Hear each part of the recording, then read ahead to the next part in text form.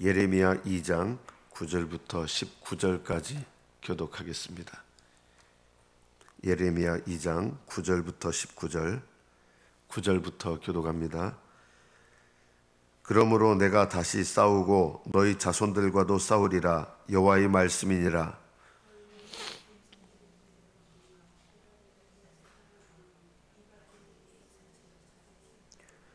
어느 나라가 그들의 신들을 신 아닌 것과 바꾼 일이 있느냐? 그러나 나의 백성은 그의 영광을 무익한 것과 바꾸었도다.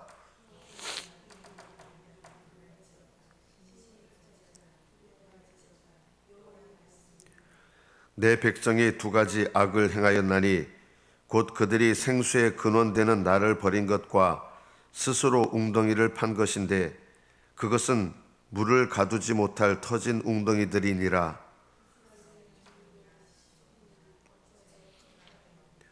어린 사자들이 그를 향하여 부르짖으며 소리를 질러 그의 땅을 황폐하게 하였으며 그의 성읍들은 불타서 주민이 없게 되었으며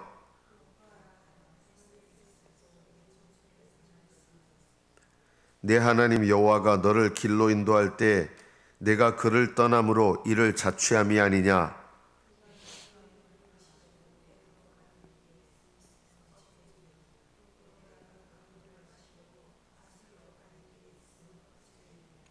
내 악이 너를 징계하겠고 내 반역이 너를 책망할 것이라. 그런즉 내 하나님 여호와를 버림과 내 속에 나를 경외함이 없는 것이 악이요 고통인 줄 알라. 주 만군의 여호와의 말씀이니라. 여기까지 받들어 읽겠습니다. 오늘은 여기 묵상 간증을 좀 먼저 제가 한번 읽도록 하겠습니다. 사랑의 징계라는 제목으로 묵상 간증의 내용을 쓴 것입니다. 저는 직장에서 직위 해제와 주식 폭락 사건을 겪으며 말씀 앞에 엎드리게 되었습니다.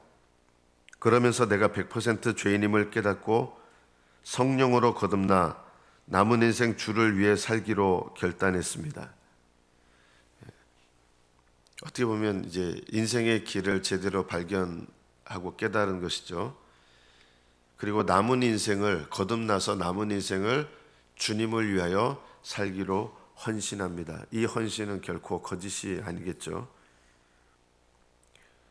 자, 성령으로 거듭나서 남은 인생을 주님께 헌신하기로 결단한 사람에게 어떤 일이 일어났는가 한번 이제 같이 살펴보겠습니다. 그러던 어느 날 저는 직장에서 명예퇴직을 권고받았습니다. 그때 주님은 제게 큐티 말씀으로 발람의 저주를 축복으로 바꾸어 너를 그의 손에서 건져낼 것이다 라고 약속해 주셨습니다. 그리고 그동안 하나님과 바꾸었던 모든 무익한 것을 버리고 오직 여호와만 경외하며 섬기라고 하셨습니다. 하나님만 섬기고 어떻게 보면 이 명예퇴직을 통해서 하나님께서 원하시는 삶을 살기로 이제 결단하고 실제로 그렇게 이제 하나님만 경외하며 살아야겠다 아마 이런 생각을 했겠죠. 저는 이 말씀을 의지해 퇴직한 후 하나님이 맡기실 새로운 일을 기대했습니다. 하지만 하나님이 허락하신 일은 제가 생각지도 못한 요양보호사였습니다. 기대는 곧 실망으로 바뀌었고 저는 기껏 이런 일을 하라고 직장을 은퇴하게 하셨나며 하나님을 원망했습니다. 그러자 이번에도 주님은 저의 온전한 믿음과 구원을 위해 저를 잠시 천사보다 못하게 하신 것이라며 큐티 말씀으로 위로해 주셨습니다. 자, 보통 이렇게 되면 우리는 어떻게 권면할까요? 보통 여러분이라면 어떻게 권면하겠습니까? 조금만 더 참으면 하나님이 복 주실 거야. 보통 이렇게 권면하죠. 조금만 더 참으면 하나님이 복 주실 거라고. 그 복 주신다는 게 뭐냐면 네가 바라는 일이 이루어질 것이다. 뭐 이런 거죠. 우리 대부분은 이런 식으로 권면하는 것에 익숙해 있습니다.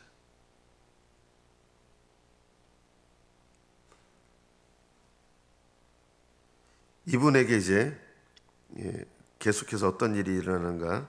그렇게 저는 억지 순종으로 요양보호사 자격증을 취득한 후 복지센터에서 일하게 되었습니다. 그런데 근무 첫날 말씀을 묵상하다가 과거 저의 낙태죄가 떠올랐습니다. 그러면서 이 일이 저의 죄로 인한 하나님의 징계이고 이 징계가 저를 위한 하나님의 참 사랑임을 알게 되었습니다. 그제야 저는 내 고난이 내 죄보다 가볍다는 것을 인정하며 감사하는 마음으로 영구 임대 아파트에 사시는 어르신들께 복음을 전하며 섬길 수 있었습니다. 아마 거의 대부분은 참 하나님께서 분명히 더 좋은 복을 예비하셨을 거야. 대부분 이렇게 하거든요. 여러분, 이런 식의 권면들을 우리 내려놔야 됩니다. 이런 것들이요, 하나님께로부터 오는 위로와 권면이 아니에요. 이런 권면들은요, 세상적인 권면이에요. 세상적인 위로고요. 인간적인 위로예요. 이분은 오히려 이 큐티 모임을 통해서 과거의 낙태죄를 회개하게 되고 또 이것이 징계라는 것을 알게 됩니다. 여러분 같으면 지금 이런 일을 겪고 있는 분에게 이게 징계라는 것을 가르쳐 줄 수 있겠습니까? 우리는 보통 이렇게 하잖아요. 하나님이 다 좋은 거 예비하셨다고. 사실은 하나님께서 그 사람에게 말하시는 방법대로 말해야 되는데 우리는요, 하나님과 상관없는 위로와 헛된 권면들을 하면서 내가 사랑이 많은 사람이라고 생각해요. 이런 권면과 위로는 영혼을 좁은 길로 인도하지 못합니다.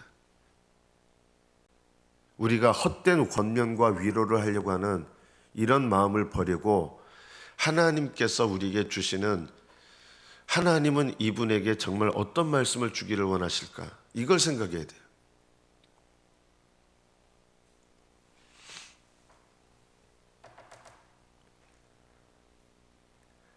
주님을 위해 살겠다고 다짐했지만 제 안에는 여전히 애굽과 아수르의 물을 마시려는 세상 가치관이 자리하고 있었습니다. 이를 아신 하나님이 저의 두 가지 악, 직업에 따라 차별하는 마음과 생명을 경시한 죄악을 책망하시며 사랑으로 징계하셨습니다. 그 크신 사랑에 감사하며 앞으로는 여호와만 경외하며 섬기기를 간절히 기도합니다. 적용하기: 현재 어린이집 교사로 일하고 있는데 제게 맡기신 아이들을 내 자녀처럼 대하고 섬기겠습니다. 새로운 직장을 주셨던 것 같아요. 하나님은 징계에 순종할 때 길을 열어주시고 하나님 인도하시는 길로 인도하시는 거예요. 우리는 조금만 참아라 하면서 권면하기를 두려워합니다. 이게 우리 모습이에요. 잘 권면 못합니다. 제가 최근에도 몇 분들을 어느 분에게 가라고 이렇게 제가 권면한 적이 있는데, 이렇게 들어보니까 저는 가서 위로하지 말라고 했거든요. 위로하지 말고 올바르게 권면하시라고.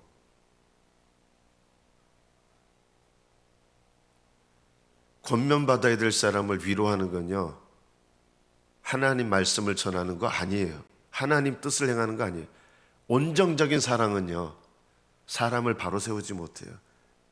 듣든지 아니 듣든지 사랑하는 마음으로 하나님의 말씀을 전해야 되는 거지, 미워하는 마음으로 전하면 안 돼요. 사랑하는 마음을 가지고 인간의 말을 전하는 게 아니라 하나님 말씀을 전해야 된다. 사랑하는 마음으로.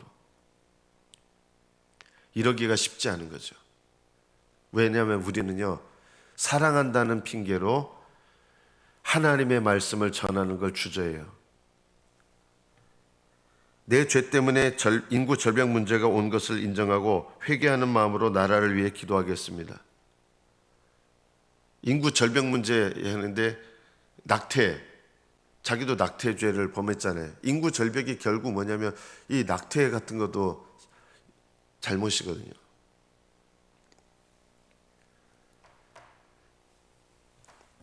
우리는 사랑하는 마음으로 권면하는 것에 대해서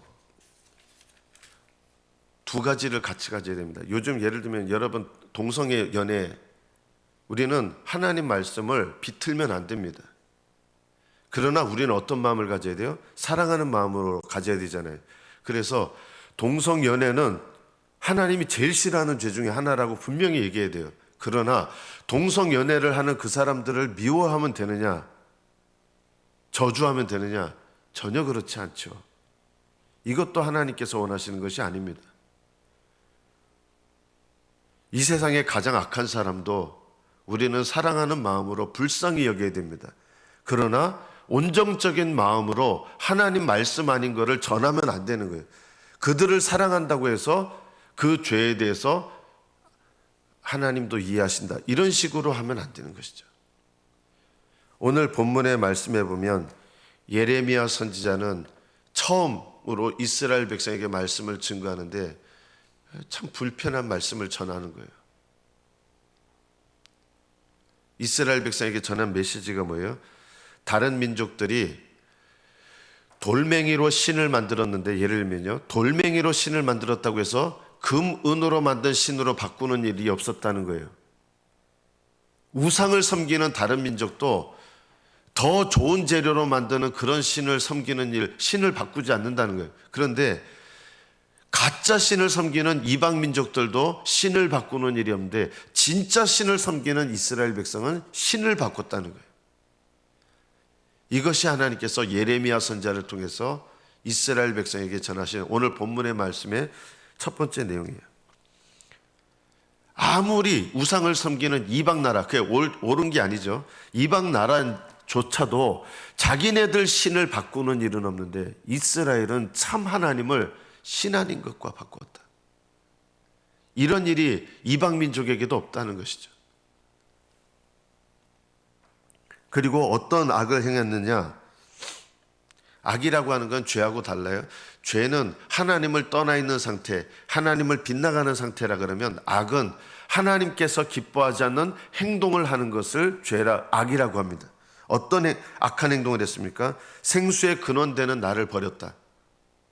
생수는 생명의 물이죠. 여러분, 살아간다고 하는 게 살아간다는 거하고 생명하고 원래 같은 말이잖아요. 여러분은 나는 하나님을 안 버렸다고 생각하지만 정작 우리의 살아가는 걸음은 하나님과 상관없는 삶을 살 수도 있어요. 이스라엘 백성은 애굽으로 어려움을 겪으면 애굽으로 내려가거나 또는 아수르로 갔습니다. 하나님께서 이것을 책망하시는 거예요. 애굽은요, 세상의 유혹입니다. 아수르는 세상의 영광입니다. 우리는 하나님께서 주시는 길을 걸어가면 세상의 영광과 세상의 즐거움, 유혹들을 잃어버리게 되거든요. 그러나 하나님께서 우리를 이끌어 가시는 고난의 길을 걸어가기 싫어합니다. 여러분, 구원파가 뭐냐면, 한마디로 말하면 구원파는 이거예요. 홍해바다 건너면 곧바로 중간 과정, 광야의 과정 없이 약속의 땅 들어가는 거. 이게 구원파 아닙니까? 홍해를 건넌 거듭난 하나님의 백성들은 약속의 땅에 들어가려면 반드시 통과해야 되는 게 있습니다. 그것이 광야입니다. 그래서 참 종은 애굽을 지난 거듭난 신자에게 뭘 가르쳐야 되냐면, 약속의 땅에 들어가기 위해서 광야를 통과해야 된다는 것을 가르쳐야 됩니다. 기복신앙이 바로 뭐냐면요, 기복신앙은 홍해를 건너면 약속의 땅으로 들어간다는 게 기복신앙이에요. 광야가 없어요. 기복신앙은 영적인 면에서 보면 구원파와 다를 게 하나도 없습니다. 기복신앙은 어떤 면에서 보면 이단입니다. 기복신앙이 뭐예요? 예수님 잘 믿으면, 하나님 잘 믿으면 축복받는다는 거예요. 근데 거기에 뭐가 없어요? 광야가 없어요. 그 광야도 왜 걸으라 그래요? 조금 견디면 축복받는다는 거예요. 광야를 건너면, 거룩함을 향해서 나아가면 하늘의 영광을 받게 된다는, 하늘의 영광을 사모하게 돼요. 조금 견디면 세상 축복받는다. 그거는요, 앗수르로 가는 거예요. 앗수르는 세상 영광이거든요. 세상 축복, 세상 영광, 세상적인 안정, 이런 것이 앗수르예요. 이스라엘 백성이 애굽으로 내려갔어요. 유혹을 받아서 죄 짓는 거예요. 앗수르로 가는 건 뭐예요? 세상 성공, 세상 영광, 세상 하나님 의지하지 않으면서 세상에서 편안하게 사는 거. 여러분, 노후 준비하십시오. 그런데 노후 준비는 하는데 내 영적인 신앙생활의 준비는 안 한다 그러면 그건 무슨 의미가 있겠습니까?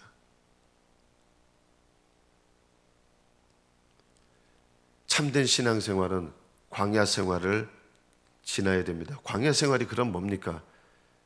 날마다 거룩함으로 나아가게 하는 신앙생활이 광야 생활이에요.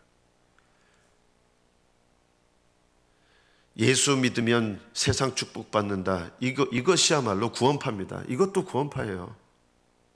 기복신앙은 구원파예요. 오히려 구원파보다도 못한 거예요.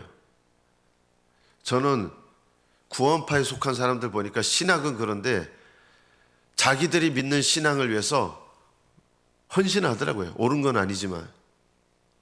구원파보다도 못한 거예요. 기복신앙은. 생수의 근원되는 나를 버렸다. 이스라엘 백성이. 너희들은 세상적인 삶을 위해서 참 생명의 삶을 버렸다는 거예요.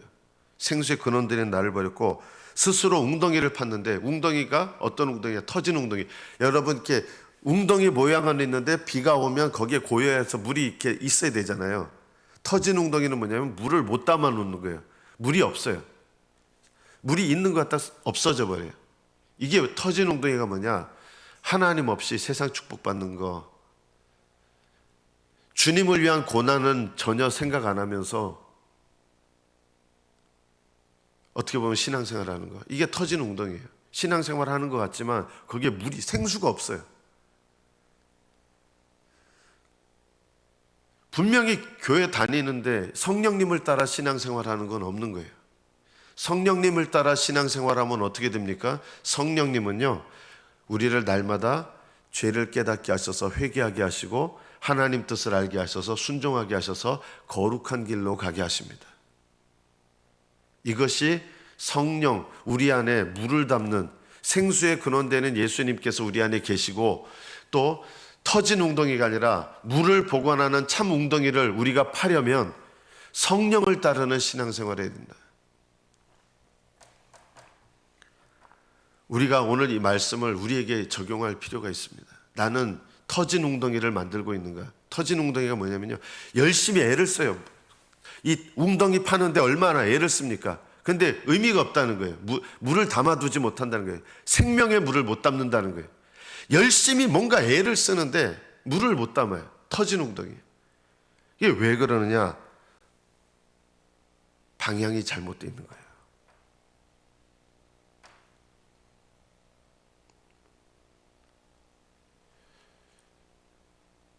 저는 이렇게 보면서 거룩함을 정말 추구하면서 신앙생활하는 그리스도인들은 그렇게 많지 않다. 거룩함이 뭐 완벽해지는 거 말하는 거 아니에요. 오늘 예수님을 믿어도 거룩함을 추구할 수 있잖아요. 광야를 믿음으로 걷는 게 거룩함이거든요. 불평하지 않으면서. 이 광야 생활은 언제 시작됩니까? 홍해를 건너자마자 시작되는 거예요. 거룩함을 향한 신앙생활, 성령님을 따르는 신앙생활은요, 신앙생활이 깊어져야 되는 게 아니라 정말 내가 예수 믿고 거듭났다 그러면 거듭난 다음부터 거룩함을 향해서 나아가는 신앙생활이 시작돼야 되는 것입니다.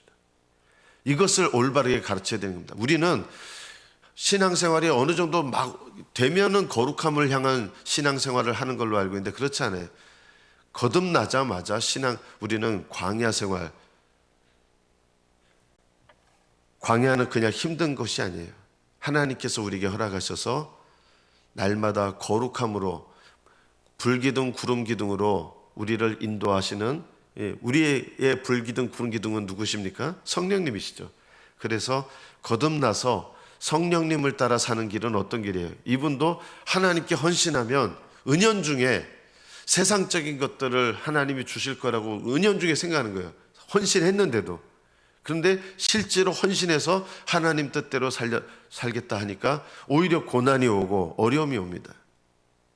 이스라엘 백성이 모세를 따라갔더니 물이 없고 먹을 것도 없고 고난의 척박 환경으로 가거든요. 이상한 게 아니에요.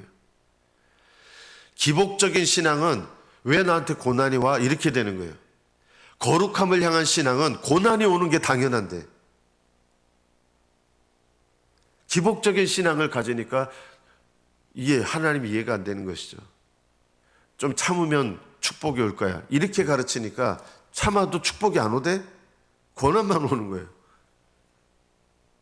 그럼 조금 더 참아봐. 그럼 축복이 올 거야. 이 기복신앙은 맨날 이런 식으로 가르치는 거예요. 조금만 더 참으면 축복이 올 거라고.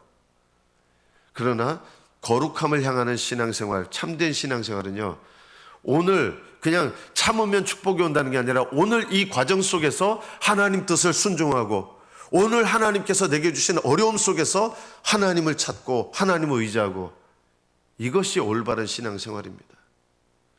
왜 나한테 이런 일이 일어납니까? 이렇게 불평하게 되는 게 아니라 오늘 내게 일어난 일 속에서 하나님을 의지하고 하나님을 찾고, 하나님 앞에 내가 깨달아야 될 죄가 있으면 그것을 깨닫고 자복하고 버리고, 그래서 오늘 내게 일어난 사건 속에서 하나님의 뜻을 따라 주님 따라가는 거예요.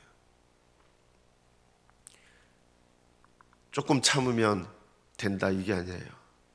매일매일의 삶 속에서 주님과 동행하는 것입니다. 이것은 신앙이 어려도 그렇고 신앙이 온전해도 똑같습니다. 여러분 삶 속에 오는 고난을 이상하게 여기지 마십시오. 여러분이 정말 광야의 길을 걷기를 거듭났기 때문에 하나님은 우리에게 광야의 길을 허락하시는 겁니다. 근데 사람들은 거듭났으면 가나안 땅에 들어가야지, 이런 생각을 합니다. 그게 이스라엘 백성들의 잘못된 생각이었거든요. 그러니까 조금 살다 보니까 우리가 바라던 거 이거 아니야 하니까 뭘 바꿨어요? 나를 바꾸는 게 아니라 뭘 바꿔버렸어요? 신을 바꿔버렸어요.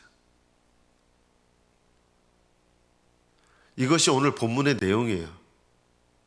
이스라엘 백성에게 광야 생활을 허락하신 하나님은 이 광야 생활 속에서 이스라엘 백성을 변화시키고 준비시키셔서 약속의 땅에 합당하게 만드시는 거예요.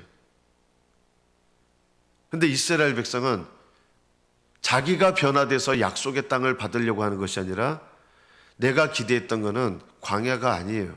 그냥 축복이에요. 그러니까 그런 축복을 나에게 주시지 않는 하나님을 바꿔버린 거예요. 축복 주는 이방신으로. 그래서 하나님께서 이스라엘 백성에게 내가 너를 길로 인도할 때 네가 그를 떠남으로, 이런 일들이, 이거는 거룩한 고난이 아니라 징계하는 고난들이 임한 거예요. 깨닫게 하시려고. 네가 자취했다는 거예요. 포로가 됐어요, 이스라엘이. 포로된 것은 하나님 뜻은 아니었어요. 고난 가운데서 주님을 따라가면 포로되는 생활이 있을 수가 없었을 거예요. 그런데 왜 이스라엘 백성에게 포로가 되는 일이 일어났냐? 이거는 하나님 원하신 거 아니에요. 여러분이 죄에 사로잡혀서 포로되는 거 하나님 기뻐하시는 일이에요? 어떤 분들은요, 이것까지 다 하나님 사용하셔서 합력하여 선을 이루신대요. 죄를 회개해야 되는데, 죄에 사로잡힌 게 죄에 포로되는 거잖아요. 이거 하나님 기뻐하시는 거 아니에요. 죄와 싸워 이기는 게 하나님 기뻐하시는 거예요. 죄와 싸우는 고난을 주시지만 죄에 사로잡히는 거 하나님 기뻐하지 않거든요. 죄에 포로된 것은 철저하게 회개해야 됩니다. 이건 죄에 사로잡히는 거 하나님 기뻐하시는 뜻도 아니고 계획도 아닙니다. 우리는 기억해야 될 게 있어요. 여러분, 거듭났지만 우리는 신분에 걸맞지 않게 연약합니다. 광야 생활 우리 힘으로 못 걸어갑니다. 하나님 의지하면서 걸어가야 됩니다. 여러분이 거듭났다 할지라도 죄와 싸워 이길 수 있는 능력이 우리 스스로에게 부족합니다. 그래서 우리 힘으로 싸우면 넘어지고 패합니다. 우리에게 필요한 것은 하나님을 의지하는 것을 배우게 하십니다. 광야 생활 속에서 하나님을 따르는 것, 하나님을 의지하는 것. 그리고 실패했다 그러면 이스라엘 백성을 광야에서 실패했다고 버리셨어요? 안 버리셨어요. 이스라엘 백성을 그 실패한 자리에서 너희들은 내 백성 아니다고 하나님 지워버리시고, 그렇지 않고 모세의 중재, 모세는 예수님을 상징해요. 모세의 중재로 인해서 하나님은 이스라엘 백성을 용서하시고 계속 인도하십니다. 이 광야 생활의 모습이 뭘 상징합니까? 예수 그리스도의 십자가의 은혜 때문에 우리가 거듭나서 죄를 범하고 넘어지지만 하나님 우리를 버리시지 아니하고 예수 그리스도 안에서 우리를 용서하시고 받으셔서 다시금 이 길을 가게 하신다는 거예요. 하나님은 우리를 끝까지 버리지 않으시고 포기하지 않으십니다. 때로는 죄에 사로잡혔어도 우리를 버리지 않으십니다. 그것으로 인해서 안심함을 갖는 것이 아니라 오히려 하나님의 은혜를 깨달으면, 정말 은혜를 깨달으면 성령님을 따라 사는 삶을 다시 믿음 가운데서 시작하게 되는 것입니다. 저는 아까 이 처음에 간증 읽었던 분, 어떻게 보면 예상치 못했던 일이 오히려 일어나잖아요. 그런데 나중에 보니까 낙태했던 죄를 깨닫게 하셔서 회개하게 하시고, 그리고 또 내가 예상치 못했던 그런 일들 속에서 이것이 내가 징계를 겪고도 이분이 깨달은 게 있어요. 다른 분을 통해서 깨달았겠죠. 내가 지금 겪는 이 고통이 내가 하나님께 지은 죄보다 결코 크지 않다. 이것을 깨달으면서 하나님 앞에 겸손해졌을 때 오히려 하나님은 이 다음에 이분은 안 나오는데 다른 직업으로 다시 바꾸게 하셨던 것 같아요. 하나님께서 우리에게 복되게 하시는 인생의 순서가 바로 이것입니다. 매일매일의 삶 속에서 하나님께서 때로 나를 징계하신다면 그것은 나를 돌아보게 하시고 깨닫게 하시고 바로잡게 하시는 것입니다. 터진 웅덩이, 물을 못 가두는 웅덩이 백날 파다가 인생의 시간을 낭비하기보다 하나님을 의지하면서 물을 담아두는 웅덩이를 파는 것, 생명의 삶을 사는 것, 주님과 함께 동행하는 것, 주 안에 거하는 것, 다시 일어나서 성령님과 함께 행하는 것, 이것이 우리 인생을 진정으로 복되게 합니다. 여러분의 오늘 하루의 삶도 주님과 동행하시는 승리의 삶이 되시기를 축복합니다. 주님 안에서 걸으시는 복된 삶이 되시기를 축복합니다. 때로는 예상치 못한 어려움과 고난이 와도 오히려 그것이 나를 사랑하셔서 인도하시는 하나님의 인도하심을 믿으시고 주님과 함께 동행하시는 복된 날 되기를 축복합니다. 기도하겠습니다.